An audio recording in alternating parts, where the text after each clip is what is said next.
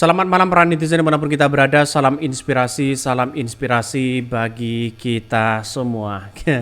Saking frustasinya ya Fahri Hamzah sampai membuat polling begitu kan. Ini Mas Anies cocoknya jadi ketua umum partai apa? Ada PKS, ada Nasdem. Kenapa tidak diberikan Partai Gelora di situ begitu kan? Ya. Maka jelas pilihan masyarakat sebanyak ya 667 suara mereka menganggap bahwa PKS yang menjadi dominan begitu kan.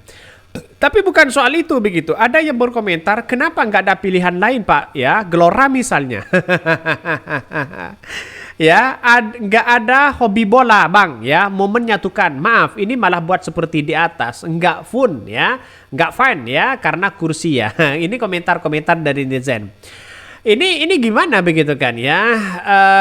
Dari pemaparan dari polling dari Fahri Hamzah, justru menurut saya pribadi ada nuansa-nuansa yang kemudian mereka masih sakit hati begitu kan terkait dengan PKS yang ingin bergabung kepada Prabowo di situ. Artinya apa? Artinya ada penolakan-penolakan keras.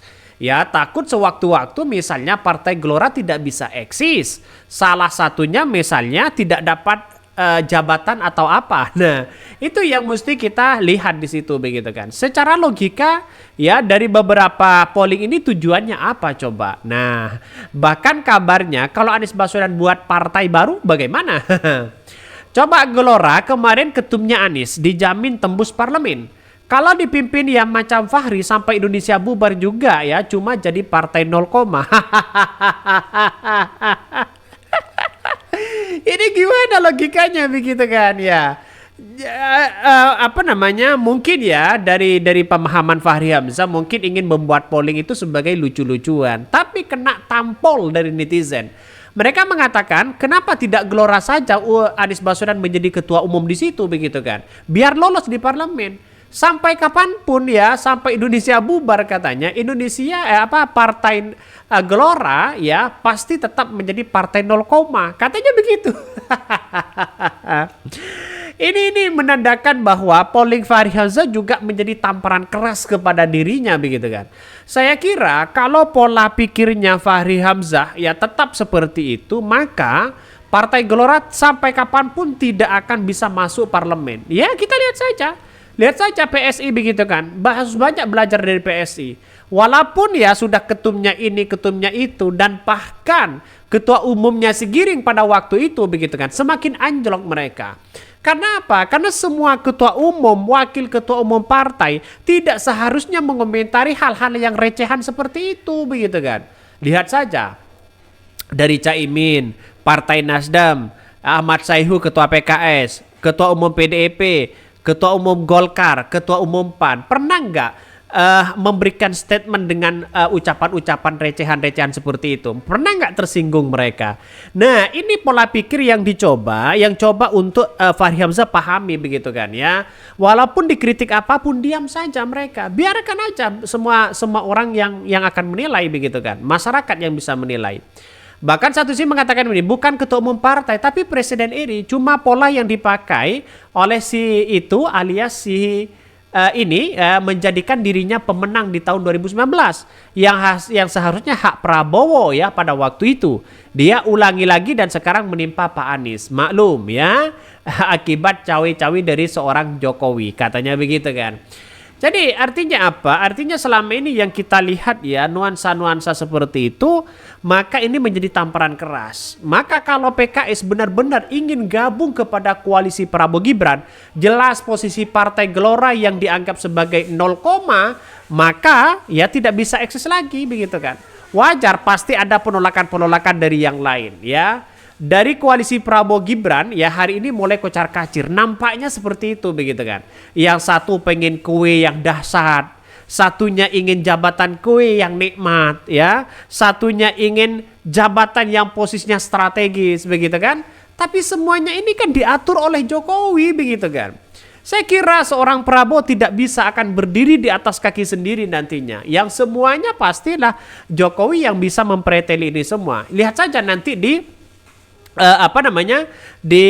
kabinet Jokowi. Bagaimana di kabinet Prabowo? Bagaimana eksistensi dari seorang Jokowi? Apakah Jokowi akan berlabuh di sekeliling Prabowo? Akankah seorang Jokowi menjadi penasihat presiden atau bagaimana begitu kan? Yang jelas kabar dari Tempo di situ orang-orang Jokowi mulai diatur strateginya untuk berada ya di di belakang seorang Prabowo. Artinya untuk mengontrol siapa? Salah satunya adalah mengontrol seorang Prabowo, salah satunya untuk menjaga harkat dan martabat anaknya Jokowi. Kan begitu logikanya begitu kan. Saya kira Fahri Hamzah di situ mulai kocar-kacir. Apa dampaknya? Apa bisikan-bisikannya kepada partai kepada Prabowo nantinya begitu kan ya si Fahri Hamzah itu. Maka saya katakan sejak awal kalau Partai Gelora ingin eksis dan ingin maju, rebutlah hati rakyat, bukanlah rebut dengan hati kekuasaan begitu kan. Ya walaupun PKS mau maju silahkan. Justru kalau Gelora dan PKS bisa berkolaborasi, bukan tidak mungkin pendukung-pendukung dari PKS akan berlabuh kepada Gelora begitu kan. Lihat saja nasionalisme dari Partai Gelora saya kira sangat luar biasa. Gelora ya, itu sangat luar biasa kalau dimanfaatin begitu kan. Maka semakin ada penolakan kepada PKS, maka semakin pula para pendukung-pendukung dan simpatisan dari PKS akan semakin ya tidak suka pada Partai Gelora. Kalau mereka berkolaborasi, menerima ini semua begitu kan, justru mereka akan melihat wah Partai Gelora ternyata baik begitu kan. Maka dengan adanya spekulasi seperti itu, saya kira ya tidak jauh beda lah dengan orang-orang yang kemudian singgung dikit dikomentarin ya, dikritik dikit dikomentarin dan sebagainya begitu kan. Bapak ini harusnya muhasabah diri. Kenapa partai Bapak dan kenapa orang nggak simpati dengan Bapak? Karena satu adalah pemikiran ya negatif terus katanya begitu. Ya karena dengan kritikan-kritikan tadi, apa yang kemudian menjadi polling dari Fahri Hamzah justru menandakan bahwa Fahri Hamzah di situ ya kena diri sendiri begitu kan. Awalnya mungkin satu sisi ingin ngeledekin partai PKS yang akan dianggap ingin bergabung kepada Prabowo di situ. Maka jelas nuansa-nuansa seperti itu menandakan ada nuansa timbal balik kepada Partai Gelora begitu kan. Seharusnya Partai Gelora ini kan tidak lolos katanya begitu. Banyak spekulasi seperti itu. Tidak lolos ya di KPU. Banyak orang berspekulasi seperti itu. Tapi pada akhirnya lolos mereka ya. Itulah kehebatan dari Partai Gelora. Tetapi pada kenyataannya kalau seperti ini terus, Partai Gelora semakin akan ditinggalkan oleh pendukung-pendukung mereka. Karena pendukung-pendukung Partai Gelora itu saya yakin dan seyakin-yakinnya itu adalah sebagian mereka pendukung Anies Baswedan. Inilah politik kita ke depan bahwa bagaimana caranya Partai Gelora salah satunya adalah bisa eksis, kolaborasi sebenarnya. Ini kan diibaratkan ada kompetisi yang kemudian menjadi cikal bakal siapa yang menang, siapa yang kalah.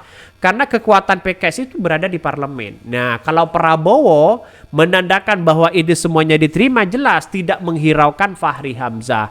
Tapi begitu pula sebaliknya ya.